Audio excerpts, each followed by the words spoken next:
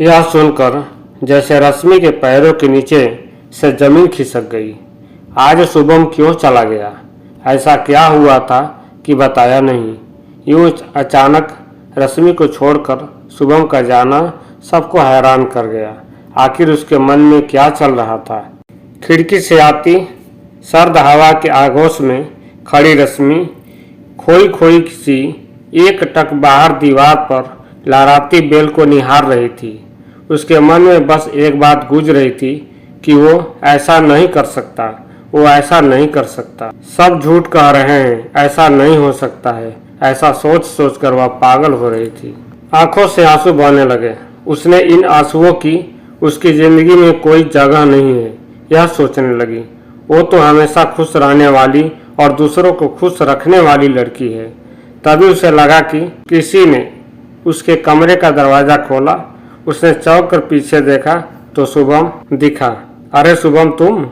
मुझे पता था तुम जरूर आओगे। तुमने मुझे पागल कर दिया है। पता नहीं क्या क्या सोचती रहती हूँ। कहकर वह उससे लिपट गई। उसके आंसुओं ने शुभम की शर्ट गीली कर दी, मगर शुभम कुछ बोला नहीं। बोलो ना शुभम, क्यों नहीं बोलते? उसकी खामोशी से वो चिल्लाई, मगर उसकी खुद की आवाज़ से उसकी आंखें खुल गई। ये तो एक सपना था। शुभम उसके पास नहीं था। वो बहुत दूर जा चुका था, बहुत ही दूर। वह उठकर खिड़की की ओर गई और पुरानी बातों में खो गई। रश्मि के लिए शुभम कोई गैर नहीं था। भले ही उसके परिवार वाले उसे ज़्यादा नहीं जानते थे, लेकिन रश्मि के लिए शुभम उसका जीवन बन चुका था। दोनों एक ही कॉलेज में एक साथ जॉब करते थे। रश्मि ने जब पहले दिन कॉलेज ज्वाइन की थी, तब शुभम की वह पहला शख्स था जिसने मुस्कुराकर उसका कॉलेज में स्वागत किया था। कॉलेज में नई रश्मि काफ़ी घबराई हुई थी। ऐसे में अनुभव में बड़े शुभम ने उसका साथ दिया। थोड़े ही समय में रश्मि कॉलेज में सबसे घुल मिल गई और अपने हंसमुख व्यवहार के कारण कॉलेज की शान बन गई। अपने स्वभाव और काबिलियत के दम पर रश्मि ने बच्चों के मन में ही नहीं बल्कि कॉलेज स्टाफ के भी अपनी अच्छी जगह बना ली थी। लेकिन रश्मि के मन में किसी अन्य टीचर के लिए वो जगह नहीं थी जो शुभम के लिए थी। रश्मि अपनी हर बात शुभम से शेयर करती, उससे मिलने और बात करने के बहाने ढूंढती रहती। उसे याद करके ही रश्मि रोमांचित हो उठती। शुभम को भी रश्मि का साथ अच्छा लगता। कॉलेज स्टाफ भी दोनों की दोस्ती से वाकिफ थे। दोनों की जोड़ी कॉलेज में मशहूर हो चुकी थी। फिर वो दिन भी आया जिसकी रश्मि को बेसब्री से इंतजार था। शुभम ने अपने प्यार का इजहार किया और उम्र भर के लिए रश्मि को जैसे मनचाही मुराद मिल गई।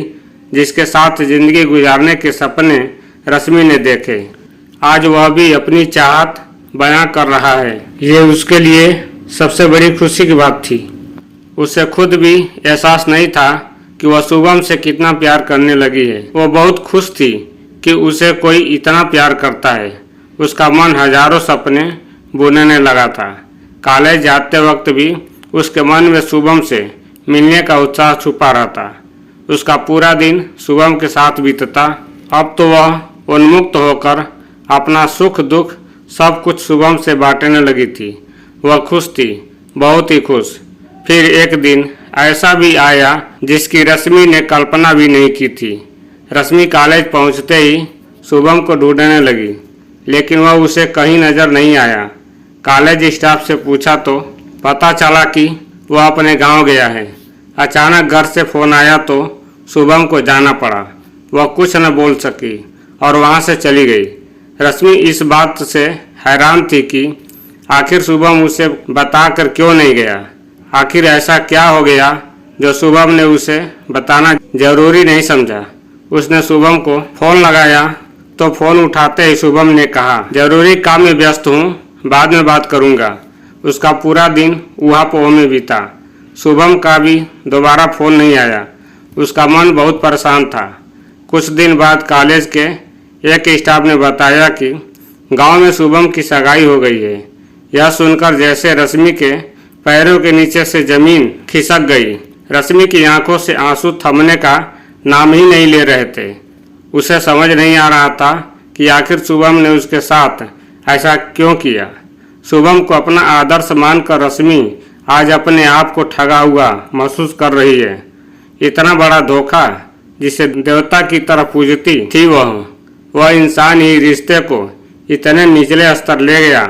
ऐसा क्यों किया उसने? लेकिन अगले ही पल उसका मन कहने लगा, नहीं, ऐसा नहीं हो सकता। शुभम सिर्फ मुझसे ही प्यार करता है, मुझे उसके लौटने का इंतजार करना चाहिए। उसने मन बना लिया कि जब तक वह ये बात शुभम से नहीं सुन लेगी, वह किसी और की बातों पर यकीन नहीं करेगी। रश्मि अब भी शुभम का इंतजार कर रही है। उसे यकीन है कि उसका प्यार लौटकर जरूर आएगा, क्योंकि उसी ने तो वादा किया था जीवन भर साथ निभाने का। रश्मि को विश्वास नहीं हो रहा था कि वह किसी और से शादी करेगा, इसलिए उसने इंतजार करने का मन बना लिया और इंतजार करने लगी। तो दोस्तों, उम्मीद करता हूँ कि यह प्रेम कहानी पसंद आया होगा। ऐसे ही लव स्टोरी, शिक्षाप्रद कहानियाँ तथा भूतों वाली कहानियों का लिंक नीचे डिस्क्रिप्शन में मिल जाएगा, आप उन्हें भी देख सकते हैं। इसी के साथ लाइक का बटन दबा दें और चैनल को सब्सक्राइब नहीं किए हों तो सब्सक्राइब भी कर लें। वीडियो देखने के लिए बहुत बहुत धन्यवाद।